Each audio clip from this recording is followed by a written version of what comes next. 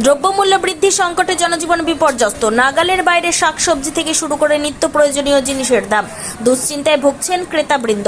খেটে খাওয়া দিনমজুর থেকে শুরু করে সাধারণ মধ্যবিত্তের মাথায় হাত। নিম্নবিত্ত পরিবারের নুন আনতে পান্তা ফোড়ানোর দশা তৈরি হয়েছে।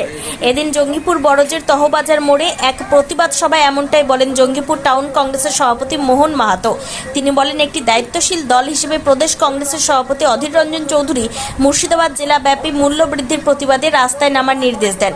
মোহন মাহাতো বলেন, রাজ্য সরকারের বাজারে নিয়ন্ত্রণ এবং ঊর্ধ্বতন কর্তৃপক্ষের কোনো দৃষ্টি না থাকায় মজুতদার ও অসৎ ব্যবসায়ীদের দৌরাত্ম্যের ফলে নিত্য প্রয়োজনীয় জিনিসের দাম আকাশ ছোঁয়া হচ্ছে। মূল্যবৃদ্ধিকে নিয়ন্ত্রণ রাখতে কঠোরতম পদক্ষেপ দরকার। মজুতদার কালোবাজারিদের শক্ত হাতে নিয়ন্ত্রণ করতে হবে। পেট্রোল, ডিজেল, রান্নার গ্যাসের দাম বাড়ার কারণেও মূল্যবৃদ্ধি হচ্ছে বলে মোহন মাহাতো তার বক্তব্যে তুলে ধরেন। এদিন তহবাজারে সবজি বিক্রেতা রকি শেখ, রফিকুল ইসলামরা বলেন, মূল্যবৃদ্ধির ফলে বেচা কেনায় অনেকটা ভাটা পড়েছে। সবজি ক্রেতা বরুণ সাহা বলেন, 500 টাকাতেও ব্যাগ ভর্তি হচ্ছে না। তারা সকলে আজ দিশেহারা। আপনার আমাদের বেচা কিনা কমে গেছে, আপনার দাম বেশির জন্য মাল বেচা কিনা হচ্ছে না, মাল থেকে যাচ্ছে।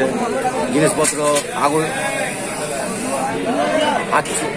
আগুন ছোঁয়া দাম, আপনার সব কিছুর দাম, আলু, পেঁয়াজ, রসুন সব 200 টাকা কিলো।